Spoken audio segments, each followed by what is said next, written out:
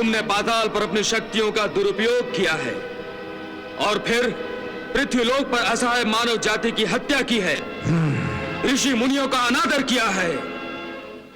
तुम अधर्म का राज स्थापित करने की चेष्टा कर रहे हो। इस पाप का दंड तुझे भोगना होगा। कौन मुझे दंड देगा? तारकासुर, मैं तुझे दंड दूंगा। मैं देवलोक का अधिपति। देवलोक का अधिपति? नहीं देवेंद्र, तुम अब देवलोक के अधिपति नहीं रह गए। अब आज से मैं देवलोक का अधिपति हूं। मैं आज से तुम्हारे सिंहासन पर बैठूंगा। अब मैं देवलोक का अधिपति हूं। एक समय की बात है कि तारकासुर नाम का एक महाबली असुर ब्रह्मा जी से प्राप्त किए हुए वरदान से प्रबल होकर त्रिलोकी में हाहाकार मचा रहा था,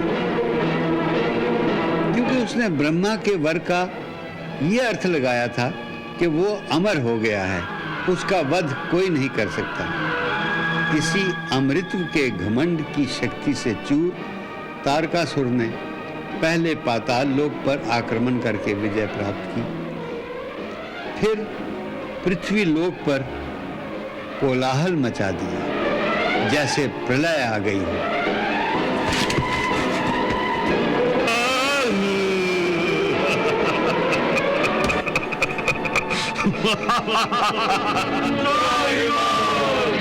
ये सब मैं क्या देख रहा हूं?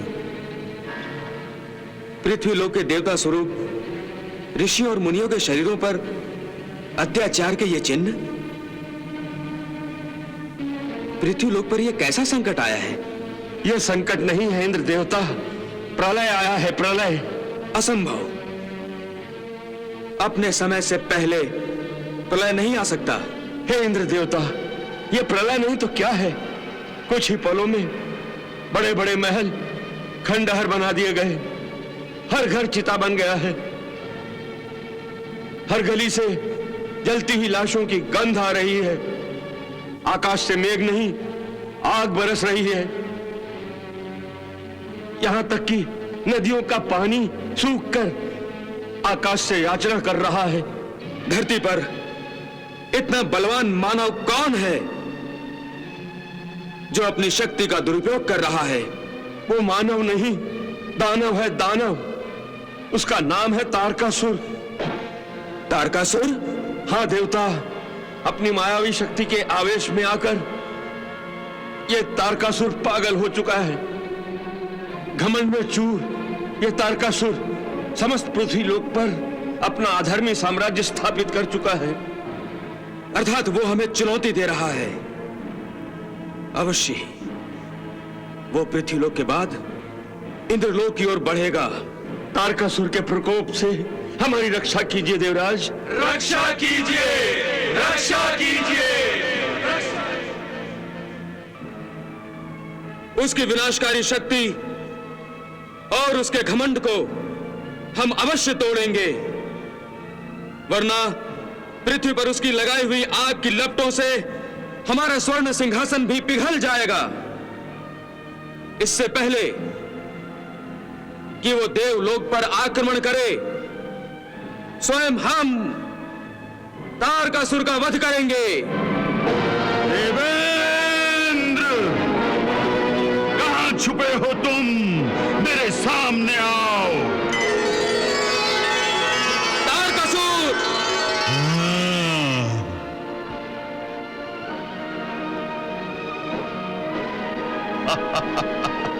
देवराज,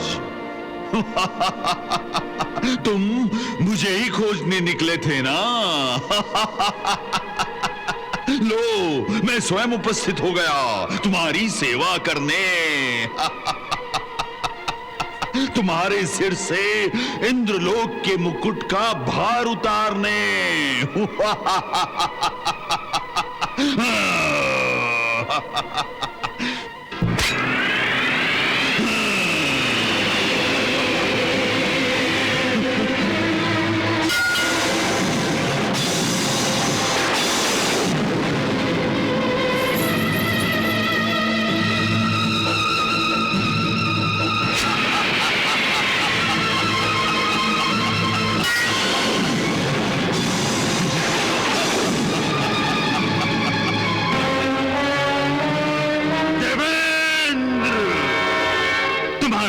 दुस्साहस कि तुमने मेरे मायावी शस्त्र को विफल कर दिया। तुम्हें इस अपराध का दंड मिलेगा, अवश्य मिलेगा। दंड? दंड तो मैं तुम्हें दूंगा तारकासुर। तुम मुझे दंड दोगे? हाँ? तुमने पाताल पर अपनी शक्तियों का दुरुपयोग किया है और फिर पृथ्वीलोक पर असहाय मानव जाति की हत्या की है, ऋषि मुनियों का अनादर किया है। तुम अधर्म का राज स्थापित करने की चेष्टा कर रहे हो। इस पाप का दंड तुझे भोगना होगा।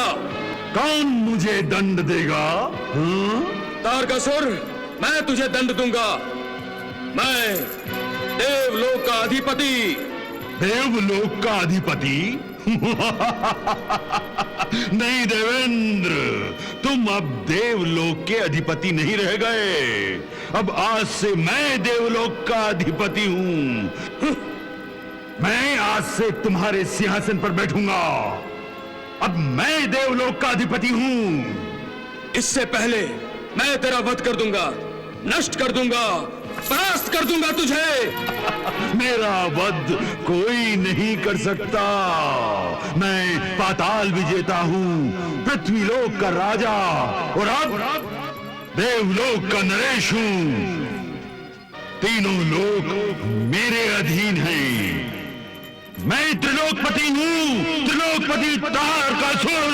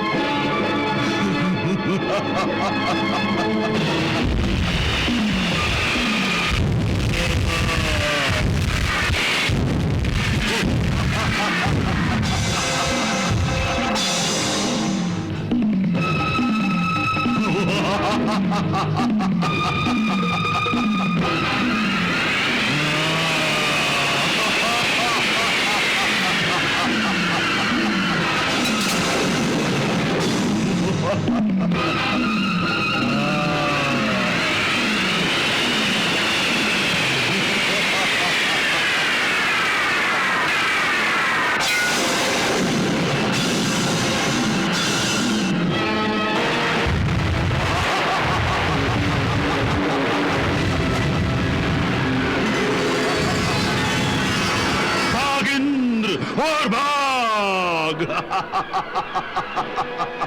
अब मैं त्रिलोकपति हूँ, त्रिलोकपति तारकासुर। अब मैं तेरे सिंहासन पर बैठूंगा। तारकासुर की जय! तारकासुर की जय! तारकासुर की जय! तारकासुर की जय! तारकासुर की अब मैं देवलोक का भी राजा बन गया हूं।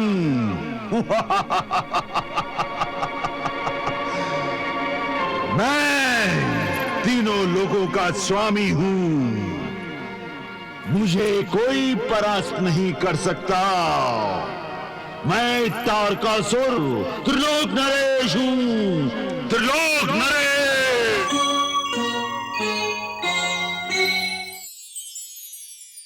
हे प्रभु, हम आपसे ये याचना करने आए हैं कि आप तारकासुर के अधर्म के राज को समाप्त करके फिर से धर्म का राज स्थापित करने में हमारी सहायता करें। भगवान, तारकासुर का अंत अति शीघ्र ही होना चाहिए। तारकासुर का वध नहीं हो सकता। परंतु क्यों प्रभु? इसलिए कि मैं तारकासुर का वध करूंगा नहीं और कोई दूसरा उसका वध कर नहीं सकता।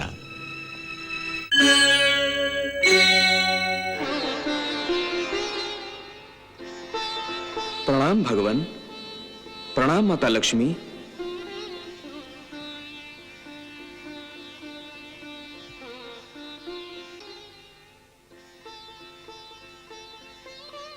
क्या बात है, आज समस्त देवगण हमारी सेवा में एक साथ उपस्थित हो गए।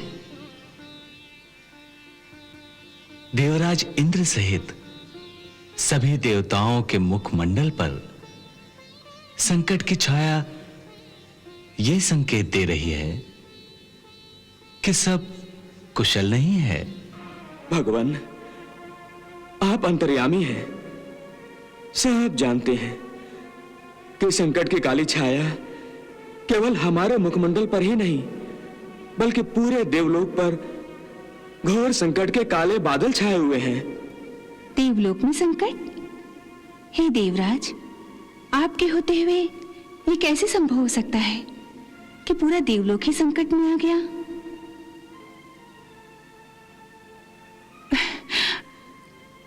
ऐसी कौन सी घटना घटी है देवलोक में जिसने आपको मौन कर दिया है? नारायण नारायण। नारद जी, देवी लक्ष्मी उत्सुक हैं, आप ही कहें क्या अनर्थ हुआ है? नारायण नारायण। प्रभु, दैत्यराज तारकासुर ने पाताल और पृथ्वीलोक को परास्त करने के पश्चात इंद्रलोक में देवराज इंद्र को भी युद्ध में परास्त कर दिया।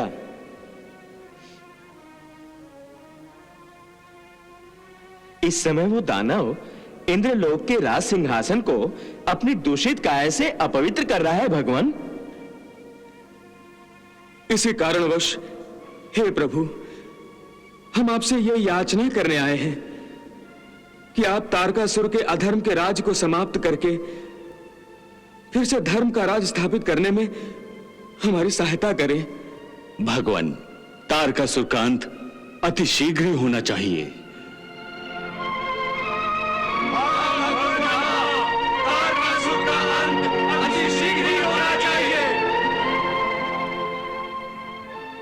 क्या बात है प्रभु? भगवान, आप किस सोच में पड़ गए? आपने तो इससे भी बड़े बड़े दानवों का नाश करके धर्म की रक्षा की है, तो तारकासुर का वध भी शीघ्र ही कर देना चाहिए। नहीं देवी, तारकासुर का वध नहीं हो सकता।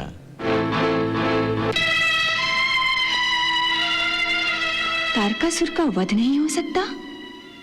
परंतु क्यों प्रभु? इसलिए कि मैं तारकासुर का वध करूंगा नहीं और कोई दूसरा उसका वध कर नहीं सकता। ये आप क्या कह रहे हैं भगवान? दूसरा कोई वध नहीं कर सकता? तारकासुर ब्रह्मा जी के दिए हुए वरदान की शरण में सुरक्षित है। प्रभु, ब्रह्मा जी का वरदान? हाँ देवेंद्र, बहुत पहले की बात है। तारकासुर ने ब्रह्मा जी से वरदान पाने के लिए कई वर्षों तक एक लंबी तपस्या की थी। अपने भक्त की इस भक्ति से प्रसन्न होकर ब्रह्मा जी ने तारकासुर को दर्शन दिए और वरदान भी दिए।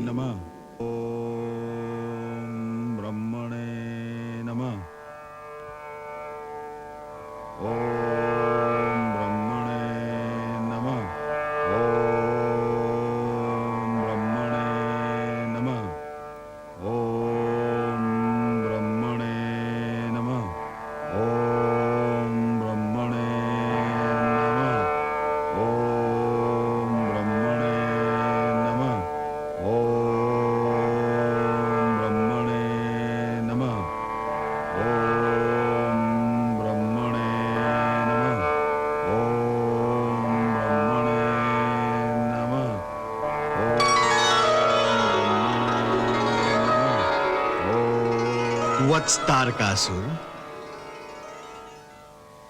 हे तारकासुर, आंखें खोलो वत्स।